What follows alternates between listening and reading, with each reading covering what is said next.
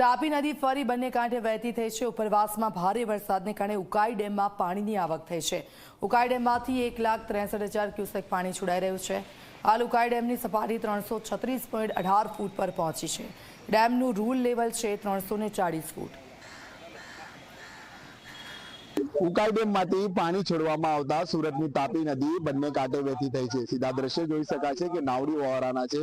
હાલ તાપી નદી બંને કાંઠે વહેતી થઈ છે અને જે રીતના તંત્ર દ્વારા જે માછીમારો છે તેમને દરિયા કાંઠે કે તાપી કિનારે નહીં જવા સૂચના આપવામાં આવી છે અને કલાસી દ્વારા પણ જે છે તાપી નદીના કિનારે જે છે પોતાની નાવડીઓ જે છે સહી સલામત લાવીને બાંધી દીધી છે।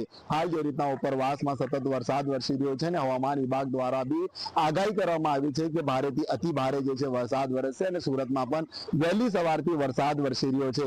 હાલ જે રીતના ઉપરવાસમાં વરસાદને લીધે ઉકાઈ ડેમની આવકમાં વધારો નોંધાતા તંત્ર દ્વારા 1,63,000 ક્યુસેક પાણી છોડવામાં આવ્યું છે અને આ પાણીનો પ્રવાહ સીધો જે છે તાપી નદી તરફ ફરી વળ્યો છે અને જે રીતના તાપી નદી જે છે બંને કાંઠે વહેતી થઈ છે। હાલ સુરતની જો વાત કરવામાં આવે સુરતમાં પણ વિવિધ વિસ્તારમાં વહેલી સવારથી વરસાદ વરસ્યો છે અને વરસાદ વરસવાની સાથે ક્યાંક પાણી ભરાવાના પણ દ્રશ્ય સર્જાયા છે। હાલ સુરતમાં જે રીતના હાલ તો કોઈ એટલી મોટી અસર જોવા નહીં મળી છે, પરંતુ જે રીતના તંત્ર દ્વારા ઉકાઈ ડેમમાંથી 1,63,000 ક્યુસેક પાણી છોડવામાં આવ્યું છે તેને લઈને સુરતની તાપી નદી જે છે હાલ બંને કાંઠે વહેતી થઈ છે અને તંત્ર દ્વારા પણ જે છે લોકોને તાપી નદી સહિત કે દરિયા કિનારે નહીં ખેડવા માટે પણ અપીલ કરવામાં આવી છે।